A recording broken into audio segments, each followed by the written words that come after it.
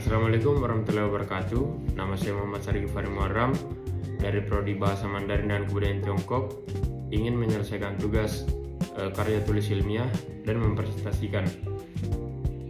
Sebelumnya NIM saya F09 125 10 1067. Selamat malam.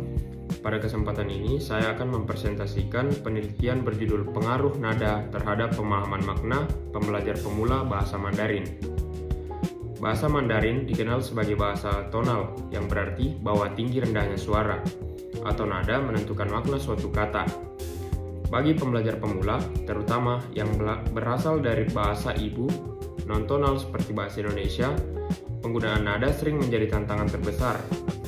Penelitian saya mencoba melihat seberapa besar pengaruh nada terhadap pemahaman makna serta pola kesalahan apa saja yang sering muncul pada mahasiswa pemula. Secara umum, penelitian ini menemukan bahwa pembelajar pemula mengalami kesulitan signifikan dalam membedakan nada, khususnya nada yang kedua dan ketiga. Kesalahan nada ini berakibat langsung pada kesalahan memahami makna kata, terutama ketika konteks kalimat tidak tersedia. Di bagian pendahuluan, saya menjelaskan bahwa bahasa Mandarin memiliki 4 nada. Dan perubahan nada sekecil apapun dapat menghasilkan makna yang sama sekali berbeda. Misalnya kata ma saja bisa berarti ibu, rami, kuda, atau memarahi. Hanya tergantung nadanya. Karena bahasa Indonesia tidak mengenali nada, pembelajar sering menganggap nada seperti aksen biasa. Padahal dalam bahasa Mandarin, nada adalah bagian dari struktur makna. Hal ini membuat pemula cenderung menghiraukan nada atau mengucap nada datar. Inilah alasan nada harus diteliti secara lebih mendalam. Tujuan dan metode penelitian yang saya gunakan yaitu yang pertama, mengetahui seberapa besar nada mempengaruhi kemampuan memahami makna. Dan yang kedua, mengidentifikasi jenis kesalahan nada yang paling sering terjadi pada pembelajar pemula. Pada penelitian saya menggunakan metode deskriptif kualitatif. Subjeknya terdiri dari 30 mahasiswa pemula, yaitu teman-teman saya. Dan instrumen yang digunakan antara lain tes identifikasi nada, pemahaman makna berdasarkan nada, observasi proses belajar, dan wawancara mengenai pengalaman mahasiswa dalam mempelajari nada. Pada hasil penelitian, bagian hasil menunjukkan beberapa temuan penting. Yang pertama, tingkat akurasi mahasiswa dalam mengidentifikasi nada bervariasi dari 45% hingga 75%, yang artinya hampir dari setengah dari total jawaban mahasiswa salah ketika dimintai atau mengenali ucapkan nada tertentu. Yang kedua, nada yang paling sulit diucapkan adalah nada 2 dan nada 3. Nada 2 sulit karena naiknya halus, sedangkan nada 3 sulit karena bentuknya melengkung dan memiliki 2 bentuk. Nada 3 penuh dan nada 3 setengah. Yang ketiga, kesalahan paling besar muncul pada kata 2 suku. Banyak mahasiswa tidak mempertahankan nada pada suku kedua dan kesulitan memahami ton sandi, yaitu perubahan nada otomatis yang terjadi dalam konteks tertentu. Misalnya, ketika 2 nada 3 bertemu. Keempat, ketika konteks kalimat tidak diberikan, tingkat kesalahan makna meningkat secara signifikan. Mahasiswa lebih sering salah menafsirkan kata ketika hanya mendengar suku kata tunggal tanpa konteks. Namun ketika konteks ditambahkan, akurasi meningkat dari sekitar 50% menjadi sekitar 75%. Yang kelima, strategi belajar tentu terbukti sangat memengaruhi hasil. Metode shadowing, yaitu meniru langsung penutur asli, terbukti meningkatkan akurasi nada secara signifikan. Pada poin pembahasan ini memperjelas mengapa mahasiswa pemula mengalami kesulitan. Yang pertama, faktor kebahasaan. Karena bahasa Indonesia yang tidak tonal, pembelajar tidak memiliki pengalaman sebelumnya dalam membedakan makna berdasarkan nada. Akibatnya, mahasiswa cenderung fokus pada bunyi konsonan dan vokalnya saja, bukan kontur nadanya. Yang kedua, faktor persepsi audio. Nada kedua dan nada 3 saling memiliki kontur yang mirip dan terkadang terdengar samar.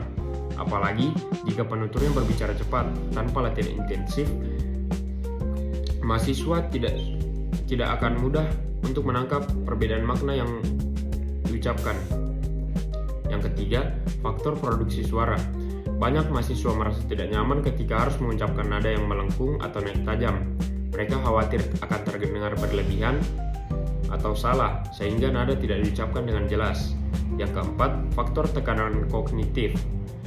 Ketika mahasiswa harus memikirkan struktur kalimat, kosakata, dan nada secara bersamaan, nada sering menjadi aspek yang dikorbankan. Hal ini terutama terjadi pada mahasiswa pemula. Dan yang kelima, faktor metode pembelajaran. Metode hafalan bunyi tidak cukup efektif karena nada tidak hanya bisa dihafal, nada harus diproduksi dan dibiasakan melalui latihan audio.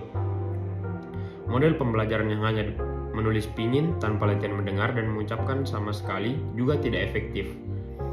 Disinilah strategi seperti shadowing, visualisasi nada, serta pelafalan dengan bantuan rekaman audio menjadi sangat penting. Ketiganya memberi penguatan multisensorik, visual, audio, dan kinestetik, sehingga nada lebih mudah dipahami dan diingat. Dan pada poin simpulan, dari penelitian ini dapat disimpulkan bahwa nada memiliki pengaruh yang sangat besar terhadap pemahaman makna dalam bahasa Mandarin. Tanpa penguasaan nada, pemahaman makna kata akan sangat mudah terganggu. Kesulitan terbesarnya terletak pada nada 2 dan 3, serta pada situasi ketika nada tidak memiliki konteks, kata tidak memiliki konteks. Dengan demikian, pengajaran nada harus menjadi prioritas utama di awal pembelajaran bahasa Mandarin. Pada poin saran, berdasarkan penelitian, ada 3 saran utama, yaitu untuk mahasiswa, latihan nada harus dilakukan setiap hari minimal 10-15 menit. Shadowing dengan audio dengan penutur asli sangat dianjurkan karena dapat melatih pendengaran dan produksi nada secara bersamaan. Untuk dosen atau biasa kami sebut laoshi, pengajaran nada harus lebih terstruktur dan intensif sejak minggu pertama. Sudah terbukti oleh teman-teman saya, berikan lebih banyak latihan mendengar dan menirukan, bukan hanya menulis pinyin. Penjelasan ton sandi harus diberikan dengan contoh yang mudah dan tidak terlalu teknis pada awalnya.